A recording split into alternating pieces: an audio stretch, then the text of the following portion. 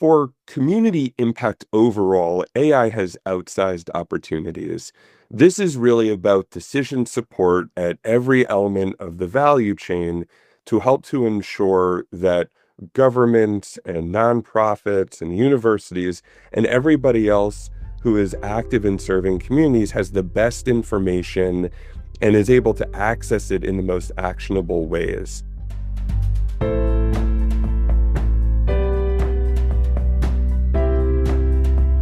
Welcome to Sustainability Leaders. I'm Michael Torrance, Chief Sustainability Officer at BMO.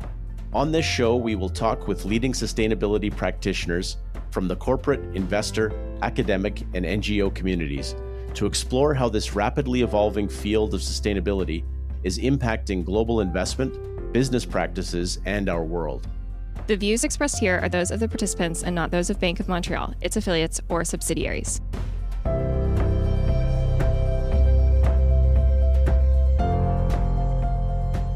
In today's episode of Sustainability Leaders, we're discussing artificial intelligence and how the technology can be used to better understand and plan for natural hazards, including climate-related hazards like flash flood risks.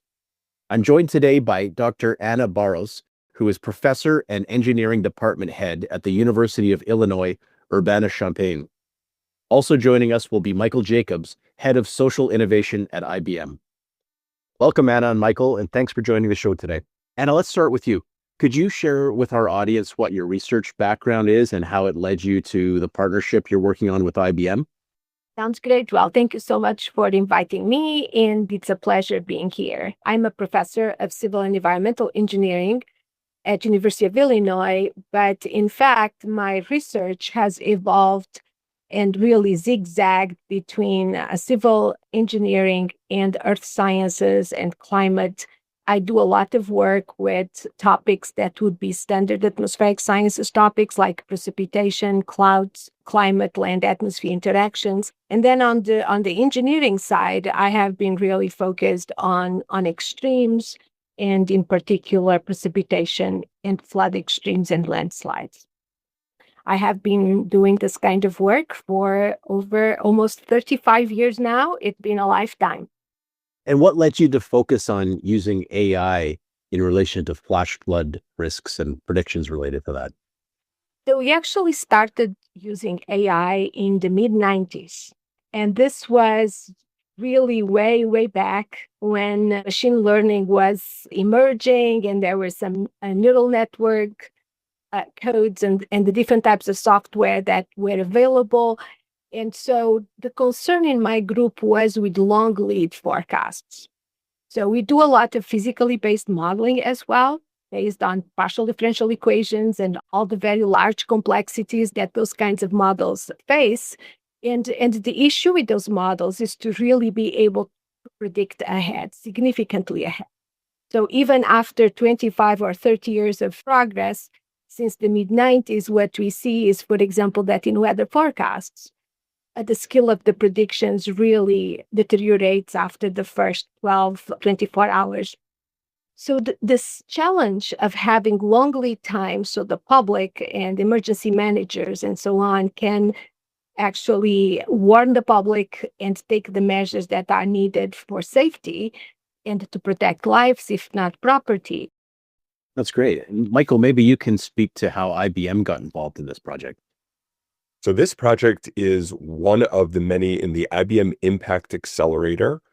That is a pro bono social innovation program where we issue a request for proposals every year on a specific theme, and then select 5 nonprofit or government organizations to work with on that theme and tackle big public problems. The theme of the cohort that Dr. Barros and the university were a part of was water management. And this was a really exciting opportunity to apply AI to one of the most pronounced water challenges of our time, that of natural disasters, and in particular around flash flooding, here to go beyond the science and actually apply it for productive use by community and keeping people safe.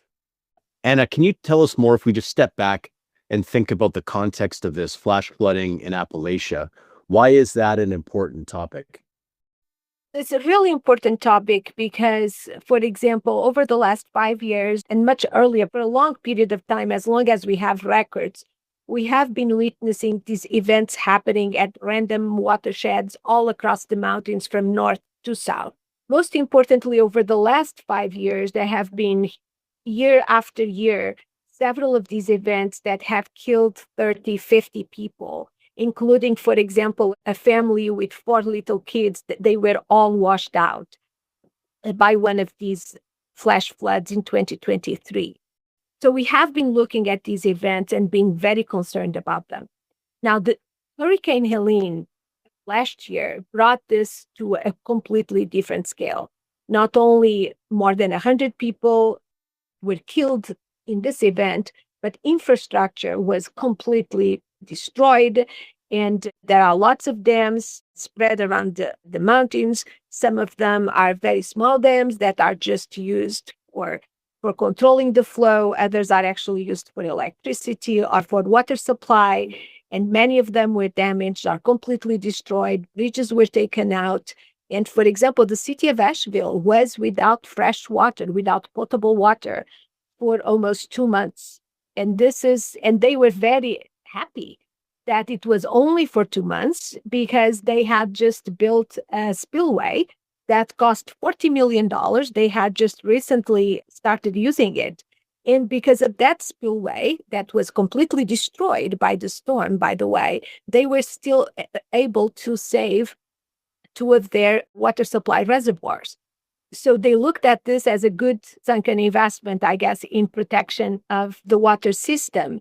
But so Helene really brought this region to its knees, and it told us a lot about the importance of long lead forecasts, not only in terms of the short time scale of response, but also in terms of large scale planning, of rebuilding of cities and the recovery and so on, where we should be placing critical infrastructure such as water distribution systems and water treatment plants. And it really called a whole new way of thinking about how we live in the mountains and what resilience and sustainability means in these kinds of environments. Of course, this goes on all over the world. It goes on in Pakistan. It goes on in Nepal, all over the Himalayas, along the Andes, in Central America, and so on. Everywhere we have mountains tall and not so tall as the Appalachians, which are, middle mountains at best, but where we have these concentrations of very, very heavy rainfall that is enhanced by the topography. And there's really nothing that can be done about stopping that kind of event, right? And so therefore, the key is to be prepared to get out of the way if possible. And that's what I would like to see with some of our long lead forecasts, is that children are not in school, children are not in the way of the flood, and that we also plan our infrastructure and place it in the landscape at locations that are more resilient. With events like Hurricane Helene, I think it's really important to consider the magnitude of these events, where it is covering such a wide swath of very varied terrain. And so even in places with really significant public safety resources, agencies are going to be stretched to deploy in an effective manner. And so there's a real need for prioritization. How do I decide where to send first responders in an event? How do I prioritize which critical infrastructure to place sandbags in front of or remove vulnerable components from? And so the power of solutions like what IBM and the University of Illinois have been building in this project is that not only are you advancing the forecasts themselves, but you're overlaying that with what's on the ground today. And you provide that information to decision makers so that they can select from among buildings and resources or population centers and say, okay, I know that in this place at this time, the conditions will be this set of attributes. And so that is where I want to send my people first, so that we can pull out people that we know to be especially vulnerable, whether because there's a school or a hospital or anything else, or because we know that this is a place that typically floods because there's a creek or there's more vulnerable soil conditions around. And those latter ones are exactly the types that the U.S. National Park Service has been considering given conditions in Great Smoky Mountains National Park. And FloodView, the tool that we've built, is providing them with the opportunity to make the best choices for the next big event. Dr. Barros, what are some of the early findings of the work that you've been doing? It's been really a great partnership because we have been able to rely on colleagues at IBM and their expertise on AI and sophisticated advanced AI tools. We have been meeting very regularly, at least once every 2 weeks, and it's really been a team effort. And so as a result of that, what we're doing now is improving the skill of flash flood forecasts by improving the skill of the numerical weather forecasts through post-processing. So basically, the way it works is we have a very robust numerical weather forecast system with our National Weather Service, NOAA, and we take those forecasts and we improve them using AI tools. And with the improved precipitation forecasts, we now run our flood forecasting model. And we're doing this up to 48 hours in advance and all the way through the event. And how is using AI different from the approaches you used to use? This is such a new technology. There's so many use cases that are being examined, but it's all pretty cutting edge. Is there a real enhanced benefit to the work you're doing by using AI, and what are those benefits? So it depends on how you look at it, right? So if you look at it at a very fundamental level, that is, if we tear apart every little piece, then what we find is that in the end, we're still solving problems as we have always solved them, right? Using optimization and looking for patterns and basically estimating spatial and temporal correlations and looking at how persistent they are and under what conditions they change, et cetera, et cetera. So we're basically doing a characterization of the climate, of the meteorology of a given region. So in that sense, one could have done that with maybe 50 people. So what AI enables us to do is to actually do this in a very simple way by using modern techniques. And so we can do all of those classifications, extract all of those relationships, all of those patterns, and so on, and use them in a very efficient way, very fast.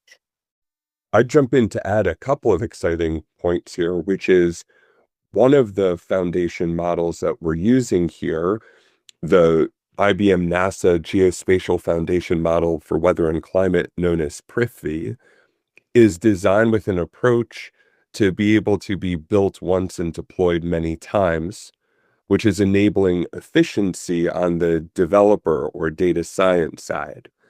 So that means that there's not a need to create new models every time you go and execute a project like this.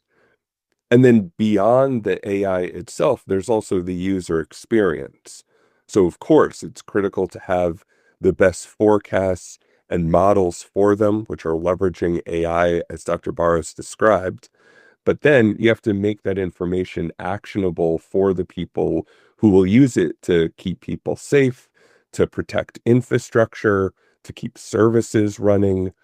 And so pulling that together into an accessible and easy to understand digital experience, as we've done in this project, means that we can take the types of insights that sometimes just live in the lab or in the mind of a meteorologist and actually deploy them in a field in a way that helps communities. In addition to the skill of the forecast, communication of that skill is really critical, right? So in all of these extreme events, and in particular in flash floods, it's so important to communicate correctly with the public, right? And so this element of the project, which is the user experience, developing the API to facilitate communication, and so information is presented in a manner that people can understand, right, and act upon is really, really important. And Michael, can you elaborate on how AI, particularly as a new technology and an approach to data analytics, is helping to overcome some of the particular challenges related to forecasting of rain and precipitation as it might lead into flooding? Dr. Barros is certainly the expert here, but what I would say at the most fundamental level is that precipitation is in of itself the byproduct of chaotic processes that themselves can be hard to model. And precipitation is then hard to measure itself, or at least to measure accurately, which can then limit our ability to predict how much precipitation is going to happen. Then there's the lived experience. So how much rain actually falls in a very specific place, and then what the conditions on the ground then mean for the people who live there. This has been particularly a problem in mountainous regions like Appalachia in the United States, where the downflow of water from higher terrain can create problems. And of course, in places where there's existing water bodies, can lead to flooding on the ground more easily, can further soil erosion. And so AI is really well suited to be bringing together these disparate factors to improve our ability not just to understand how much precipitation is going to fall. It does that by filling gaps in our understanding, but then also how those conditions are going to manifest themselves and where. And that's the critical piece, because it's the information that first responders and infrastructure managers need to actually make use of the data and better protect our communities. Once you've developed this for a specific geography, can it then be used in other regions? What kind of modification would you have to do? Absolutely. So the foundation model approach that we're taking here effectively means that you can build the model once and train it for a specific purpose, and then tune it for individual geographies or downstream use cases. So this is a globally applicable model. The rub comes around the implementation and having to overlay that with the specific operations for user group can be where there's more complexity. So building a diverse team that brings together the scientific knowledge, like we are getting here from the University of Illinois and Dr. Barros, and then with a data science and software development team, like what we have at IBM, becomes critical for actually applying that model and scientific knowledge. Are there any other applications of AI related to climate resilience and adaptation that you're working on or have heard about that you think are promising? There's a couple of things that I wanted to say about this question of general application, right? The reason why we can also go and apply the same principles, the same models, the same approach in different regions of the world and feel confident that it's going to work out is because over the US, in particular in our region of study and so on, we have lots of data so we can verify and evaluate our forecasts, and we are confident about the performance of the entire system. So this brings us to the question you just asked, which is, are there any other efforts going, looking at these kinds of approaches for weather forecasting, for climate forecasting? And yes, the answer is yes. There are indeed several models, and some of them are being developed by NVIDIA and by Huawei and other large tech companies that are after these big, complex problems, right, in terms of weather forecast. For this purpose, though, they rely on reanalysis data sets that have been actually produced by numerical weather forecasts and integrated with observations over time. So they depend strongly on these reanalysis data sets. So within the IBM Impact Accelerator, we have multiple other projects that are deploying the same IBM foundation model, Prithvi, for other use cases. In the cohort of projects and partners that followed the one with the University of Illinois, and in this next one, we focused on resilient cities, we have 3 projects that are focused on extreme heat modeling.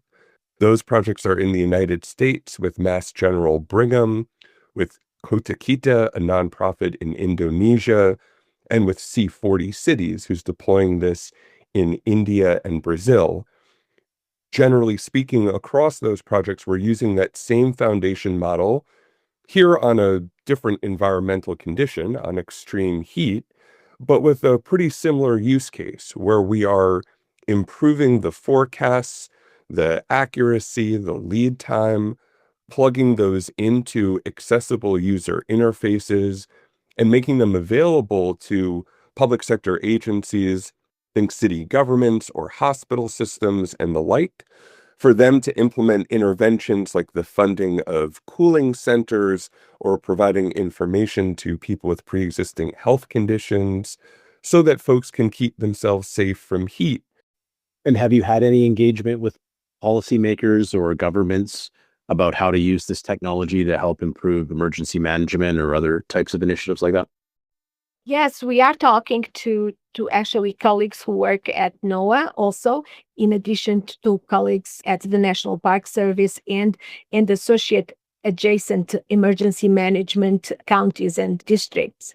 I think one of the difficulties for some of the large agencies, for example, such as the National Weather Service, is balancing the need between providing these detailed local scale forecasts versus having a national system that will give everybody at the same time some type of information, right? And so in order to do this kind of a very detailed forecast, it's necessary to do something different because it will be different in the Appalachians when there are lots of flash floods versus, for example, what happens in the foothills, say, of the Rockies, where you would have convective storms, for example, being more important. Or if you are in Chicago, in which case it could be a lake snow effect and so on. So because of those different aspects of the hazards in different locations, it's very challenging for the national agencies to actually have a systematic approach that gives everybody what they need. And so, there's a very important role for these types of applications, like the one we're working on with IBM. So what are the next steps for the project?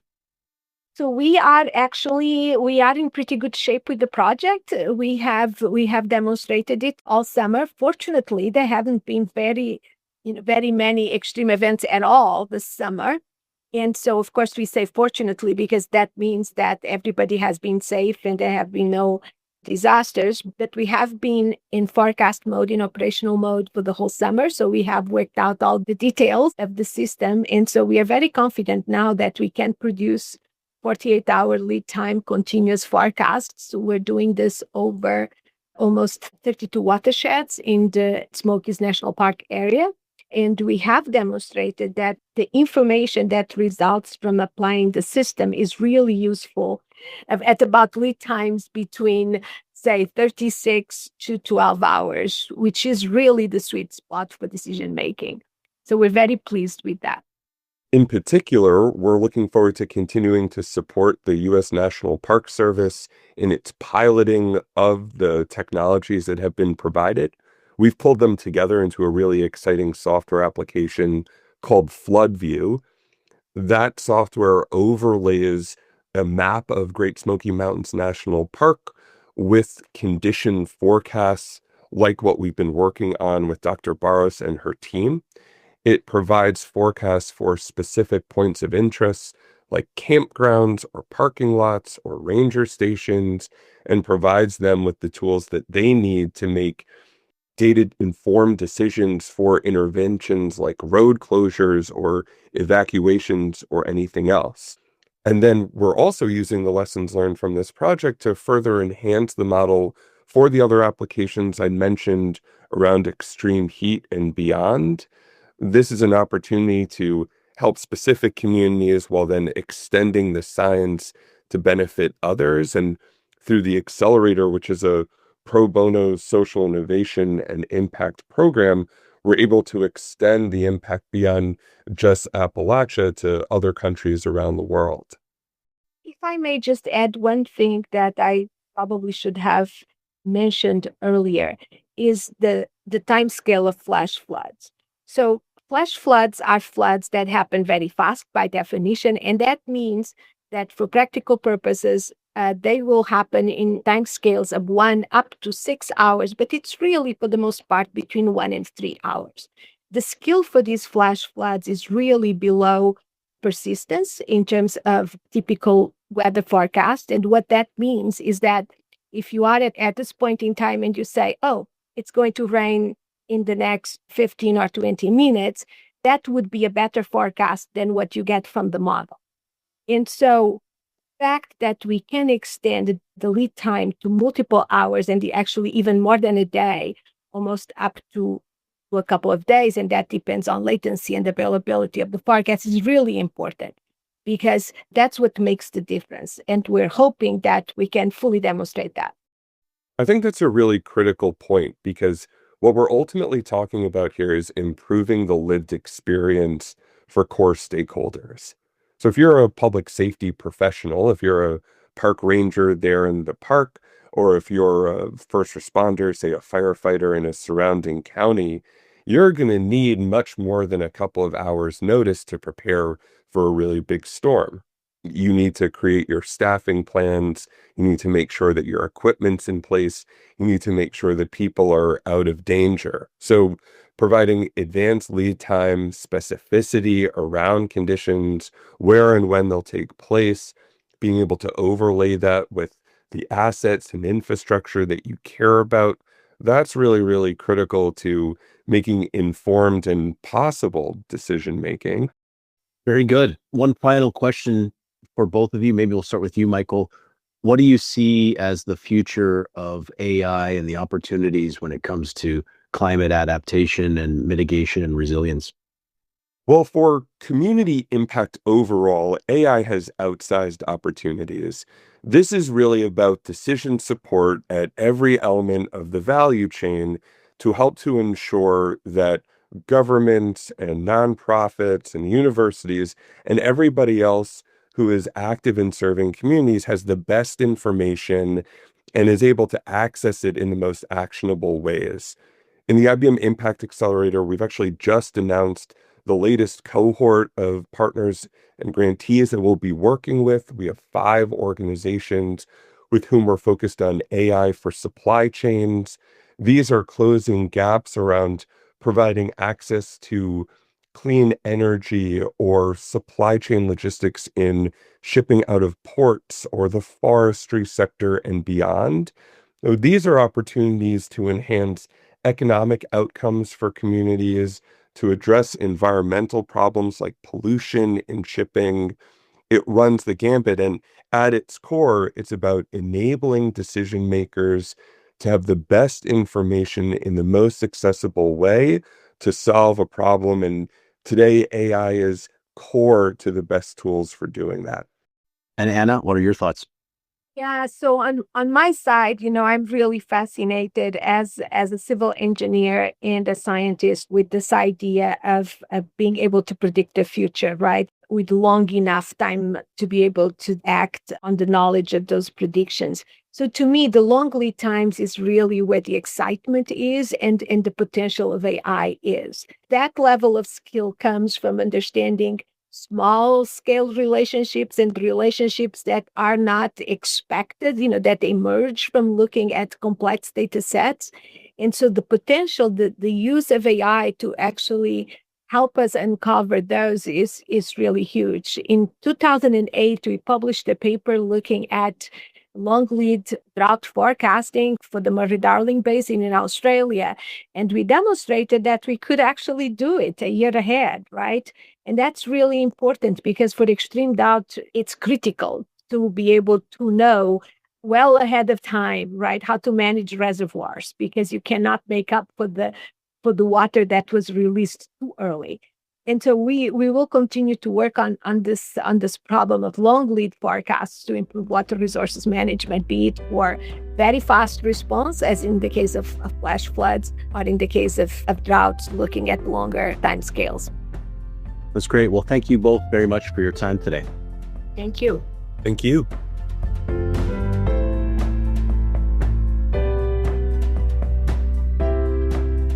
Thanks for listening to Sustainability Leaders. This podcast is presented by BMO. You can find our show on Apple Podcasts, Spotify, or your favorite podcast player. Press the follow button if you want to get notified when new episodes are published. We value your input, so please leave a rating, review, and any feedback that you might have, or visit us at bmo.com/sustainability leaders. Our show and resources are produced with support from BMO's marketing team and Puddle Creative. Until next time, thanks for listening and have a great week. For BMO disclosures, please visit bmocm.com/podcast/disclaimer.